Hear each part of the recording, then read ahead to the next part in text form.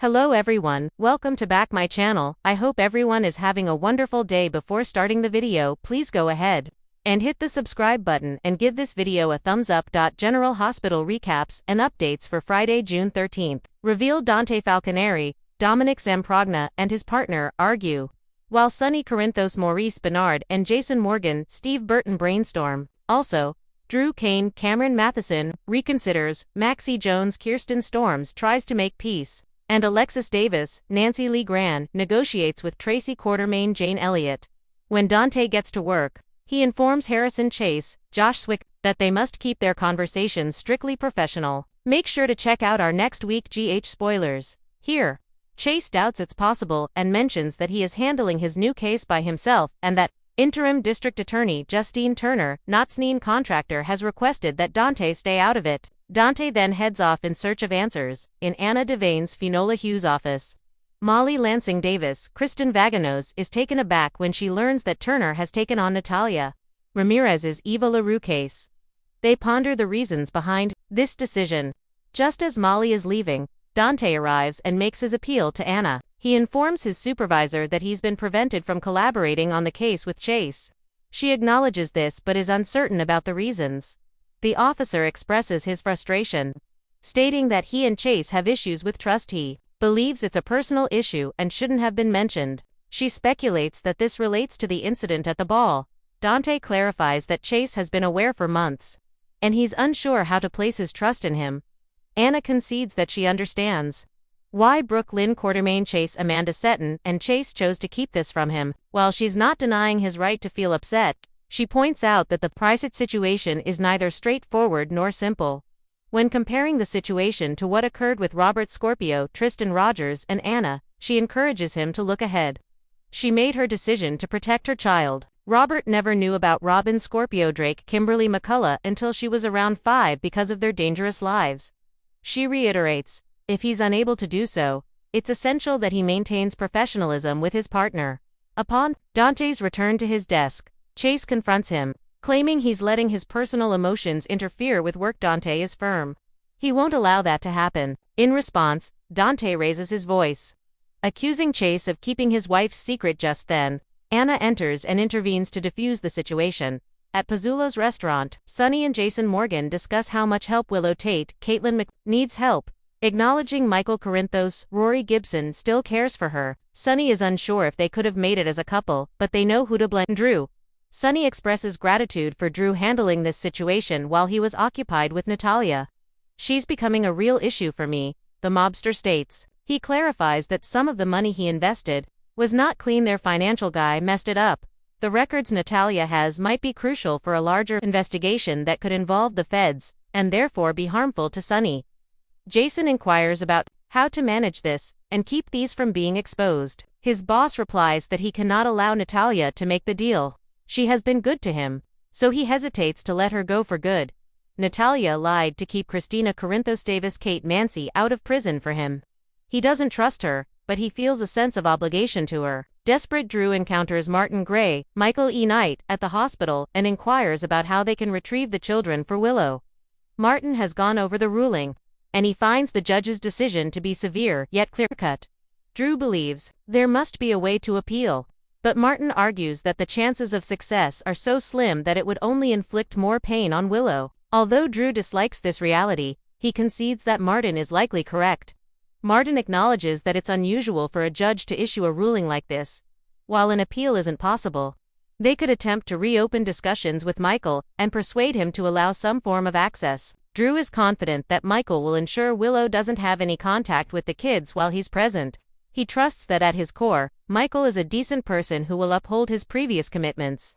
Since everyone is pointing fingers at him, Drew contemplates that if he separates from Willow and the kids, Michael might allow her to see them. He needs to take into account that this might be the best choice for her and requests a meeting with Jason, who agrees. Drew reluctantly reaches out for his assistance. He requests that Jason deliver an offer to Michael. At home, Maxie invites Brooklyn over to work from her place.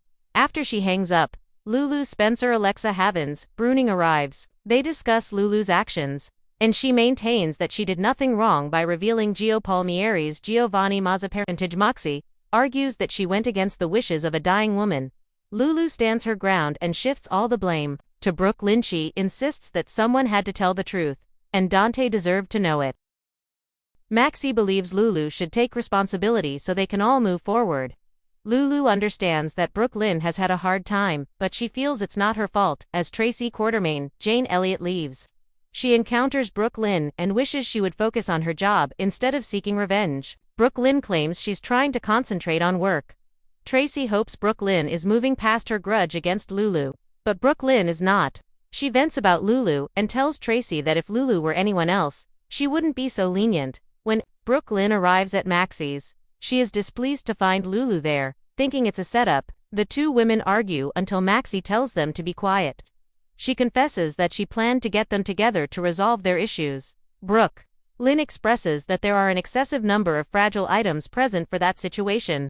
Maxie insists this must come to a halt since it's affecting others around them, and points out how much Dante may be suffering as a result.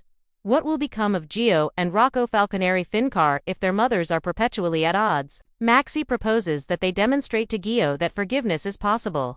Lulu, however, stands firm and refuses to apologize to Brooke Lynn. She will never feel remorseful. Natalia visits Alexis's office, where she finds both Alexis and Marco Rios, Adrian Oncondo waiting for her. She expresses her frustration that he hasn't returned her calls.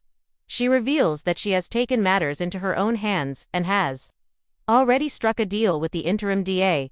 They encourage her to reconsider, so they can work out a more favorable arrangement for her. She then discloses that she was arrested for a DW, and this isn't her first offense. The interim DA proposed a deal in return for information about Sonny. Due to her connection with Sonny, Alexis must step back from the case and leaves the office. Marco inquires with his mother about what she possesses regarding Sonny. She reveals that she has a drive containing information stored in a safety deposit box. Her son advises her against proceeding with the deal. His mother insists that Sonny is unaware of her situation. Marco expresses his fears that her life remains at risk. She values his concern but is confident that Sonny would never harm her. After she departs, Molly arrives and introduces herself. Marco informs her that they need to talk about his mother's case. She responds that he will need to speak with Turner, cautioning him that she is both tough and ambitious. Natalia visits Sonny at his office, and she assures him that they are in this together and that he shouldn't be concerned about her well-being. He comes up with an idea. He can send her to Belize so she can begin a new chapter in her life, mentioning that he has property there. He promises to ensure her safety and that she will enjoy a wonderful life. Natalia is iffy on the proposal, considering she will likely never see her children again. Sonny reminds her the same or worse could happen if she was incarcerated in prison. Alexis meets Traso at the Quartermaines. Tracy points out that she is Scout Kane's cassette auntie grandmother and advises her to sue Drew for custody. Alexis responds that Drew loves his daughter and that Sam McCall Kelly Monaco had faith in him and his abilities as a father. She refuses to disrupt Scout's life. Furthermore, she expresses concern that if Tracy pushes Drew away, he might take Scout with him. Alexis is adamant that she will not allow Tracy to use Scout in her personal vendetta. When Tracy mentions the ridiculous ketamine charges, Alexis reminds her of her past actions. Tracy claims she was framed. Alexis counters that the case will only progress if Drew testifies. She implores Tracy to persuade him to drop the matter. Port Charles sizzled with tension on Thursday, June 13th. As old alliances were tested, secrets were one step closer to exploding, and unlikely partnerships began to form. The latest episode of General Hospital focused on two men with vastly different approaches to justice clashing at the PCPD, while Sonny and Jason regrouped to protect what matters most, even if it means rewriting the rules. Dante and Chase face off justice at a crossroads at the Port Charles Police Department. Tensions were already high when Dante Falconeri walked in, files in hand and a look that meant business. Detective Harrison Chase, fresh off a long night of questioning suspects in the Pier 47 incident, was already nursing a headache, and Dante's arrival didn't help. The two longtime friends, turned co-workers, have always had mutual respect, but the pressure in recent weeks has started to fracture their partnership. Chase, always the straight shooter, couldn't ignore the growing suspicion around Sonny's latest business activities, while Dante's personal loyalty to his father was beginning to show more than he realized. "What are you really doing here, Dante?" Chase snapped, slamming a file shut. "Looking for justice or trying to shield Sonny from the fallout again?"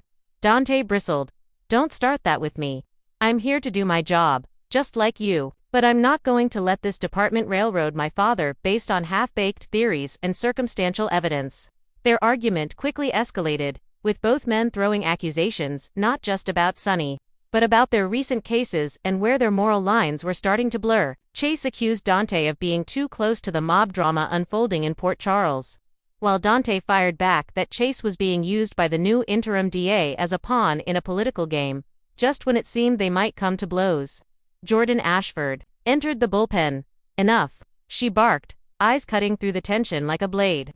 "You two want to go at each other. Do it on your own time. Right now, I need unity, not whatever this is."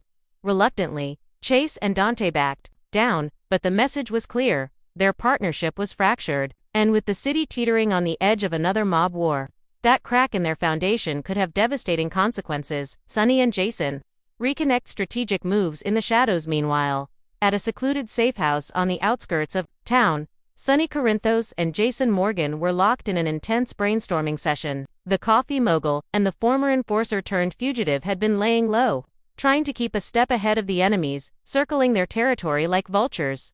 Jason, ever the stoic strategist, laid out the current threats.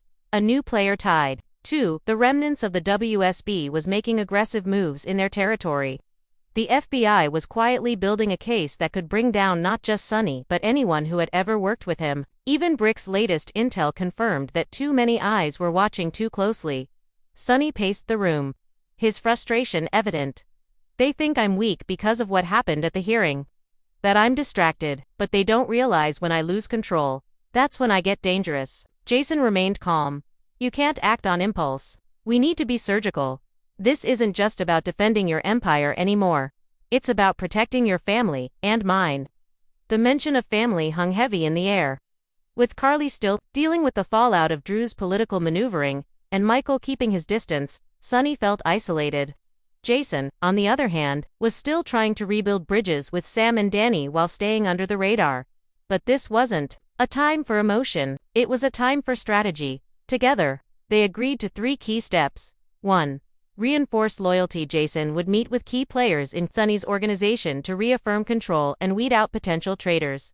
2. Dig into the new threat. Sonny tasked Spinelli with tracking any digital footprints connected to the WSB's mystery faction that had recently appeared in Port Charles. 3.